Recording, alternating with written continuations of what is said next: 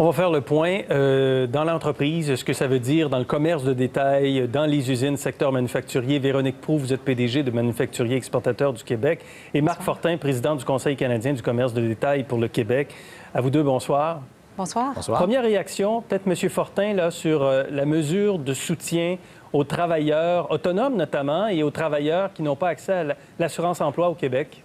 Bien, définitivement, pour nous, c'est important parce qu'on veut vraiment que nos employés puissent avoir un support financier quelconque parce qu'il va falloir évidemment les récupérer aussi après. Donc, il faut que les gens puissent être capables de survivre. Dans certains cas, il y a certains détaillants qui vont pouvoir les supporter. Il y en a d'autres qui n'ont pas le moyen de les supporter. Mais il faut que tout le monde vienne ensemble pour qu'on puisse s'entraider et supporter tous les gens qui en ont besoin, là. Et donc, s'il faut les soutenir, c'est parce que beaucoup vont perdre leur emploi, on présume, ne serait-ce que temporairement. C'est quoi la situation dans le monde du détail présentement? Bien, écoutez, c'est très dur parce qu'évidemment, l'achalandage a commencé à être réduit depuis 3 semaines déjà. Et puis, les plus petits souffrent beaucoup plus que les plus gros qui ont les reins plus solides. Mais les petits, on reçoit beaucoup d'appels qui nous disent « Écoute, pouvez-vous nous aider? On ne sera plus capable de payer la banque bientôt. On ne sera pas capable de payer nos factures. » Donc, qu'est-ce qu'on peut faire pour pouvoir rester ouvert et ne pas faire faillite? Puis des moyennes entreprises aussi. Vous parlez d'un arrêt complet des ventes dans beaucoup de cas. Évidemment, le commerce de détail au niveau de l'alimentation, de la pharmacie, c'est un autre domaine. On en parlera tout à l'heure, mais au niveau du vêtement, de la mode et toute autre industrie confondue, autant les coiffeuses que les gens qui font des fleuristes, peu importe, ces gens-là en arrachent beaucoup. Et du côté des manufacturiers, Mme Proulx, est-ce que vous recevez des appels inquiets? Bien sûr, beaucoup de préoccupations, beaucoup d'inquiétudes. Alors, on ressent l'effet du COVID-19 depuis plusieurs semaines déjà, notamment au niveau des chaînes d'approvisionnement. Alors, on a des entreprises dont les fournisseurs étaient fermés en Chine, les usines étaient fermées, donc ils n'arrivaient pas accès à avoir à leurs matières premières, leurs fournitures, leurs produits finis. Ça engendre des délais, bien sûr, mais également des coûts additionnels. Mais depuis quelques jours, là, c'est une préoccupation qui est différente. Alors, les entreprises mettent en place leur plan de contingence, évaluent qui peut faire du télétravail. J'ai plusieurs membres dont le personnel de bureau travaille à la maison, mais bien sûr, ce n'est pas possible au niveau du personnel d'usine. Alors, on évalue qui est capable de rentrer travailler. Les écoles, les garderies sont fermées. Ça ajoute une certaine complexité. Alors, vraiment, les plans de contingence se mettent à place. On évalue différentes situations et on suit la situation de très près dans la mesure où il pourrait y avoir une baisse de la demande ou dans le cas où les employés ne pourraient pas venir travailler. Bien, c'est-à-dire que des employés qui n'iront pas travailler, il y en aura des milliers, peut-être des centaines de milliers même.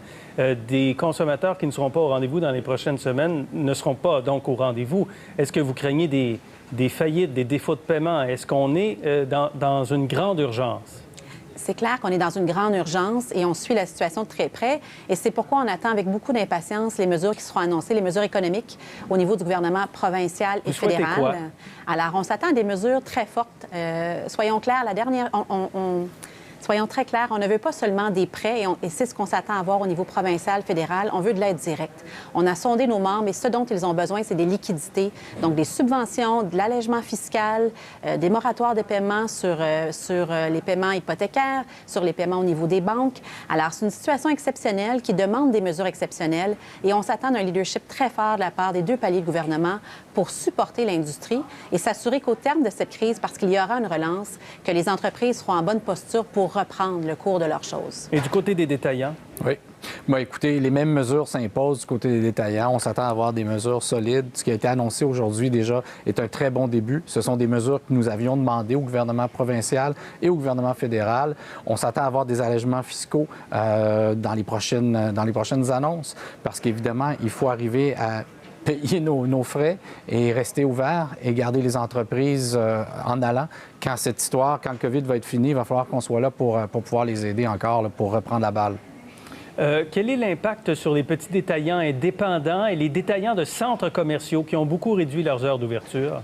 Oui, puis les heures d'ouverture ont été réduites par les propriétaires des centres d'achat et les marchands ont suivi, évidemment, parce que ça demande un certain coût de rester ouvert. Puis quand il n'y a pas de vente, pas de trafic, bien, tu ne peux pas vraiment subvenir à la demande.